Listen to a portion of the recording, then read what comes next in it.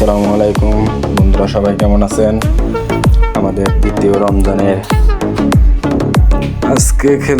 রমজানে আমরা আজকে খেলতেছিলাম। অনেক মজা হয়েছে খেলায়। আর খেলা বলতেই মজা, সেটা সবাই জানে। যারা খেলাধুলা করে, খেলাধুলাকে ভালোবাসে, তারা সবাই জানে যে খেলাধুলা করলে অনেক ভালো লাগে, শরীর ভালো থাকে, মন ভালো থাকে।